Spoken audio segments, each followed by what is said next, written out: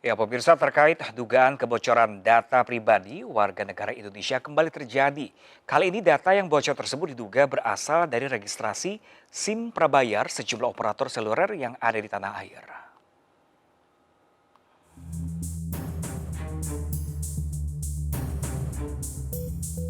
Ya, pemirsa kabar ini mulai muncul pasca adanya sebuah unggahan yang menyebutkan ada sebanyak 1,3 miliar data kartu SIM di Indonesia diperjualbelikan di forum hacker.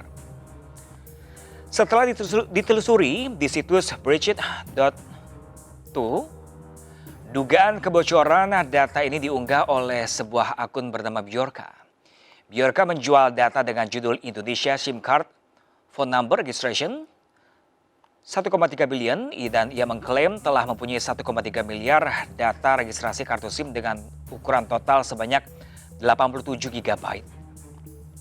Data ini meliputi nomor induk kependudukan NIK, nomor telepon, operator seluler yang digunakan serta tanggal registrasi.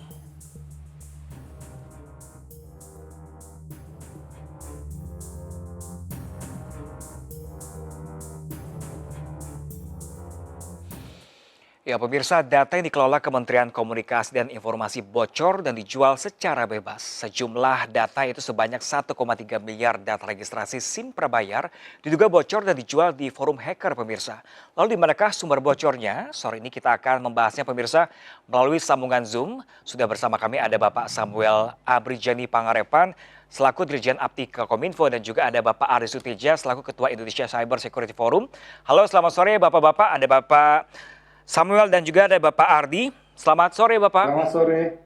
Selamat sore Mas Pram. Ya, Pak Samuel sudah bergabung bersama kami?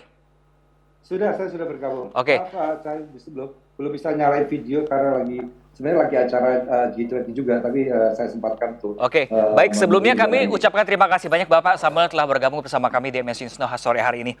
Pak, kita langsung aja. Pak, ini kronologi awal mula munculnya isu kebocoran data ini sebenarnya dari mana sih Pak?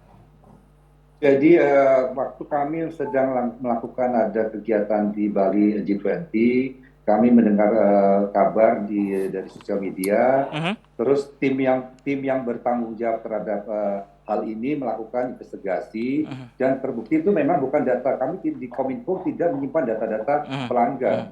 Kami itu bukan operator, jadi kami bukan menyimpan data-data pelanggan. Data-data pelanggan itu harus disimpan oleh operator. Itu yang perlu kami klarifikasi. Kominfo tidak mengumpulkan data. Jadi dapat dipastikan data tersebut yang disebarkan oleh akun Bjorka ini bukan berasal dari Kominfo ya Pak Samuel? Bukan, karena kami tidak menyimpan data-data itu. Oke, kita ke Pak Ardi. Pak Ardi, ini ada sebanyak 1,3 miliar data registrasi ini, SIM card masyarakat tanah air ini bocor. Nah, ini kalau dari Cyber Security Forum ini udah menelusuri belum? Ini sebenarnya itu valid nggak sih data-data tersebut? Sebanyak sekali soalnya.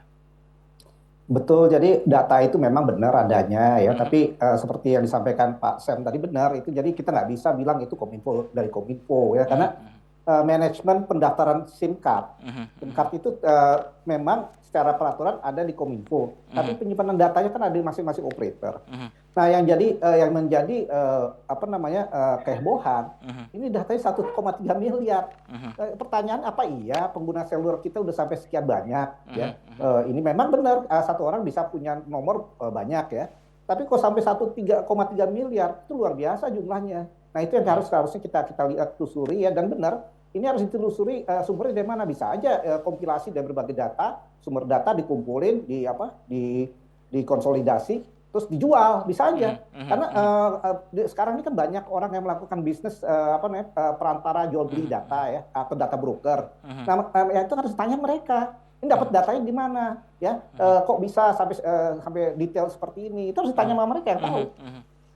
Nah, kalau dari Pak Ardi sendiri, Pak Ardi, ini kalau dari cyber security sendiri ini bagaimana bisa terjadi kebocorannya? Karena kayaknya bukan kali ini terjadi deh. Pertama kali ini terjadi, kayaknya sudah beberapa kali terjadi banyak kebocoran data yang bocor seperti itu. Betul, jadi gini ya, kok bocor data pasti akan terjadi. Mau pakai teknologi pencegahan apapun pasti tetap akan terjadi. Karena ini fenomena yang terjadi bukan hanya di Indonesia, ya, di negara-negara lain juga hampir setiap hari, sampai mungkin media sendiri sudah kecapean memberitakan. Nah, di kita ini kan udah 2-3 tahun ini marak ya, marak bocoran data ya. ada yang terungkap tapi tidak ada tindak lanjut ya bagaimana. Ini penting di sini ya untuk difahami ya. Kalau memang ngalamin kebocoran data harus ada transparan dijelaskan. Ya jangan menggunakan strategi atau teknik komunikasi yang model-model orang zaman dulu bank itu kalau nanggapin keluhan nasabah di media cetak itu normatif seperti itu jadi tertawaan masyarakat gitu. Dan ini udah terlalu sering seperti ini. Nah, harus dirubah strategi komunikasinya ya. Bagaimana menciptakan keamanan dan kenyamanan masyarakat agar bisa mempercayai sistemnya dan lembaganya. Ini yang jadi persoalan sekarang. Oke, kita ke Pak Samuel. Pak Samuel, Mungkin saya bisa tambahkan ya. Jadi boleh Pak memang Samuel. kalau tadi yang tadi katakan, pengendali data itu bertanggung jawab kepada keamanan sistemnya dan kerahasiaan data-data pribadi yang di dalam pengendaliannya. Nah, terkait itu pertama. Jadi kalau memang kebocoran data, pasti kami akan menginvestigasi pengendalinya. Nah, itu jadi pengendalinya. Nah, terkait kebocoran ini, kita harus melakukan verifikasi. Ini siapa? Karena ini ada nick-nya. Nah, itu kan bisa dari mana saja. Makanya hari Senin kami memanggil semua stakeholder yang bisa terkait dalam hal ini. Ya kan? Ada operator seluler yang melakukan pendaftaran. Ada Dukcapil yang memberikan validasi. Ya ini ada nggak di mana nih titiknya. Nah, satu hal lagi, saat ini kan kita selalu pada kebocoran data, kita itu selalu yang namanya fokusnya kepada perusahaan yang kebocorannya. Tapi kita tidak pernah pelakunya. Bahwa kebocoran data itu adalah masalah administratif sanksinya. Tapi pengambilan data, jual beli data itu pidana. Ini harus dirubah juga mindsetnya. Jadi begini ya, setiap kejadian kebocoran, ini ya rule-nya, begitu ada kebocoran, apabila terindikasi di suatu institusi, ada kemungkinan kebocoran, mereka harus melakukan investigasi. Ada nggak data kita? Sama nggak? Begitu kalau sama, mereka harus mengungkapkan pada publik, ya kita mengalami kebocoran.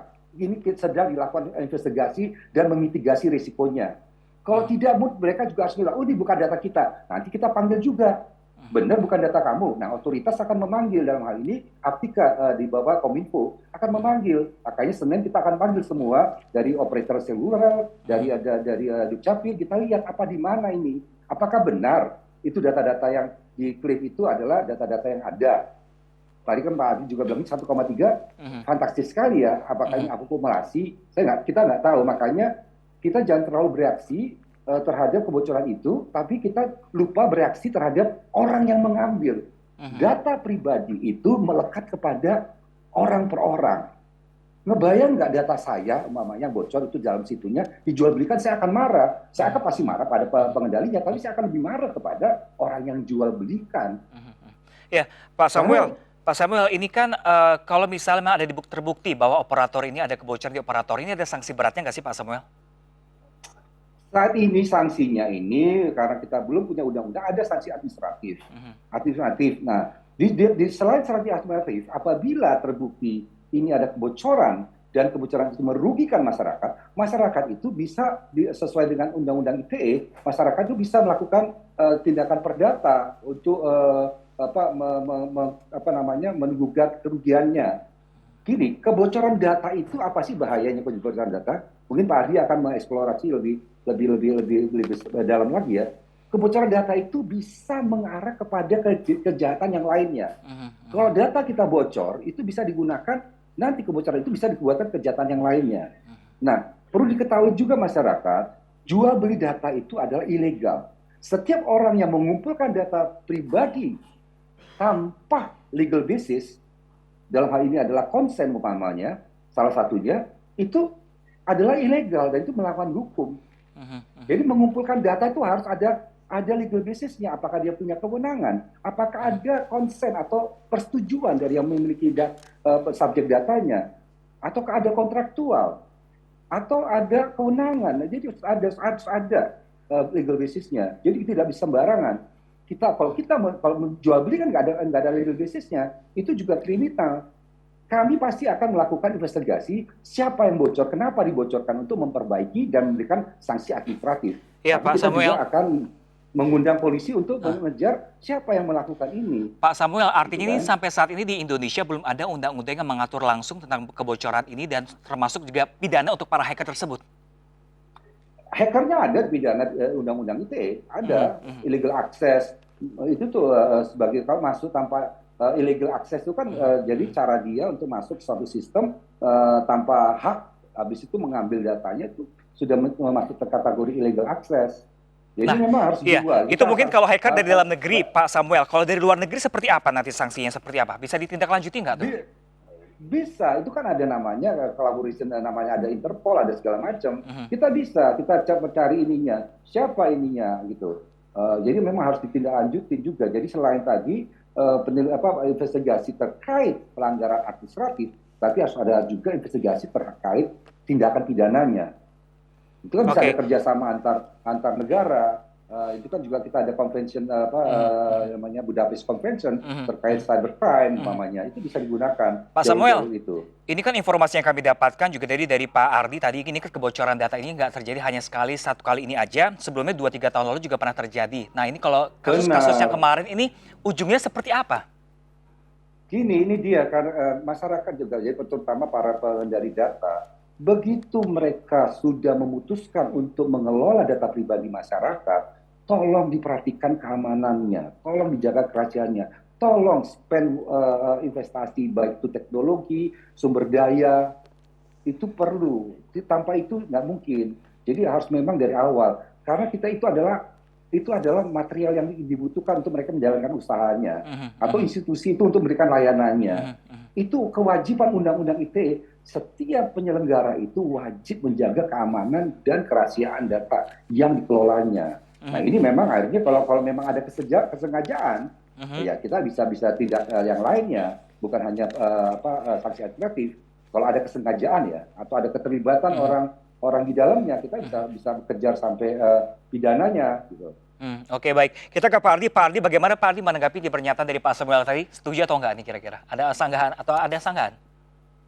Saya sepakat ya, karena saya sama Pak Sam ini udah belasan tahun berjuang ya untuk mengamankan sistem ya, infrastruktur teknologi informasi ya.